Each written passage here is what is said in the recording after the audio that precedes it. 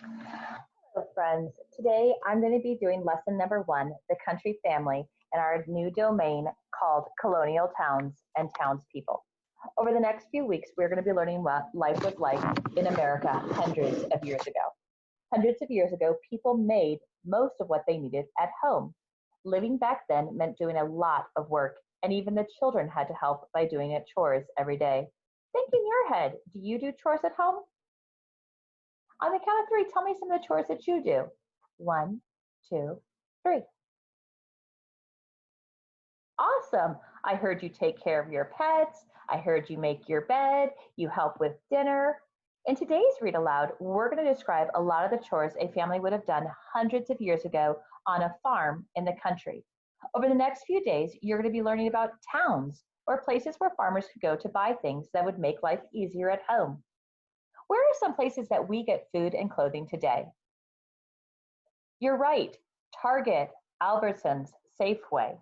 Hundreds of years ago, there were only a few kinds of stores called shops, and they were only found in towns where sometimes could be very far from the farmer's house. Farmers liked going to towns because tradespeople made and sold things that farmers needed so they didn't have to make them at home. A farmer went to town for a lot of the same reasons that we go to stores today.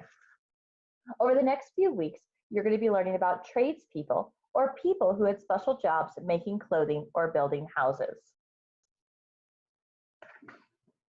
Today, we're going to take an imaginary trip back in time.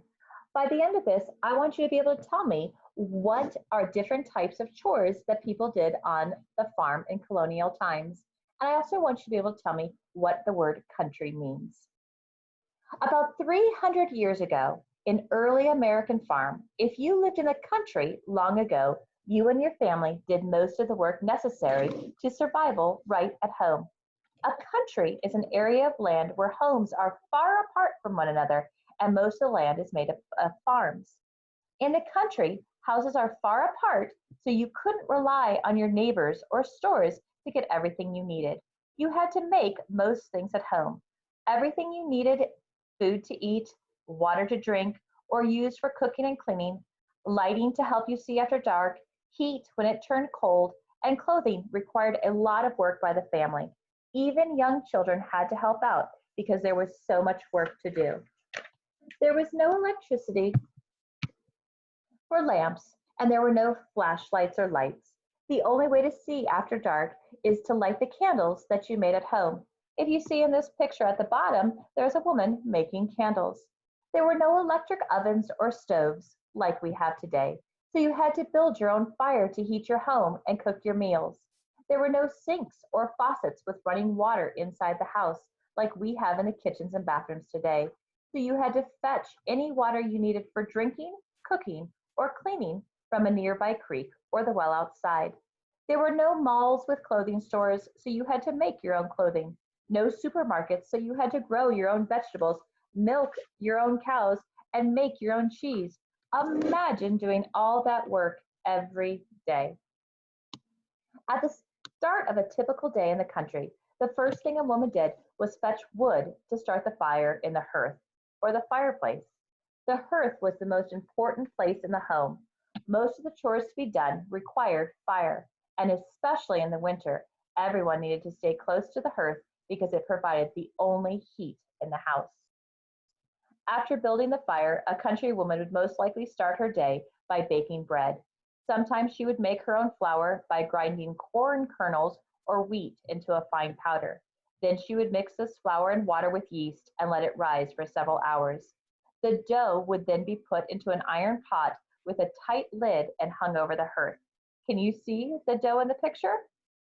Once it was in the hearth, the hearth would bake it or cook it. One task that had to be done twice a day, no matter what, was milking the cows. This task took a long time and was usually left for children to do. Once the milk was collected, the milk that was not drunk was either made into cheese or to butter. Making cheese involves a slow process of boiling and cooling the milk to produce curds like you see in this picture. The clumps or soured milk looked kind of like cottage cheese. Then these cheese were pressed into forms to make the cheese. To make butter, milk was left to sit until the fatty cream floated on top. Then the cream was poured into a tall wooden container called a churn. Today, we use the word churn to mean mix. A child usually had to pump the handle of the butter churn called the dasher up and down for a long time until the fat and the cream separated into butter. The leftover liquid called buttermilk was used for cooking or drinking. People in the country ate mostly vegetables and grains. They only ate meat if the men or nearby neighbors had butchered or killed for food one of their animals. Because there were no refrigerators, the meat had to be preserved or not spoil or go bad. That was done by hanging it in strips above the fire or in a separate shed like this one called a smokehouse. The smoke from the fire dried out the meat, which prevented spoiling. The fire kept the meat from going bad. Beef jerky is an example of dried out smoked meat. Other foods were preserved by covering them in salt, canning them, or storing them in a cool, dark cellar. Remember, we learned about canning when you seal it tight in glass jars so no air could get in. After all those chores were done, it was time for sewing. In colonial times, women had to make their own thread or cloth before they could sew anything. Men and boys picked cotton from the fields, or they sheared the sheep or cut off the wool from the sheep. The women then cleaned and dyed this cotton or wool. To dye it means that they changed its color, they colored it. The women made the cotton or wool into thread or yarn. After that, they would weave the yarn into cloth to be used for clothing. To weave means to combine the thread or yarn to make a cloth. Girls were taught to sew and weave usually before the age of 10 so they could make their own clothes. Because it was so much work to make clothes and so expensive to buy new clothes in town, much of sewing work was patching or fixing old clothes that had become too worn out and had holes or tears. Because children were expected to help out with all of these chores, they did not have a lot of time for play. We get playtime all the time, for the most part here. In colonial times, children had very little time to play, if any. The few toys they had, they usually had to make themselves. Sometimes girls made dolls like these out of parts of corn plants, and sometimes boys carved small toys out of wood. Most boys worked at the farm alongside their fathers, taking over the family farm when they became older. If the family lived near a large town, some of the boys only lived at home until they were ages 11 or 12. Then they were expected to learn a trade or a job that uses special skills, knowledge, and tools. Each boy would become an apprentice for several years, working with a master tradesperson in a town to learn their job. A tradesperson is an expert in a trade and is the person that trains the apprentice. The country family in colonial times worked very hard.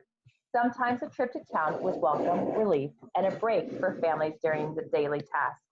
In town, the family was able to trade or buy things they needed so they could save time and effort it took to make them at home. In the next read aloud, we're going to hear about what happens when the farmer took a trip to town. But right now, before we go for today, I want you to think about what did they do long ago when there was no electricity? How did they see at night? What did they do when they had no furnaces to heat their houses? What did they do when there was no sinks or faucets with running water? Or grocery stores?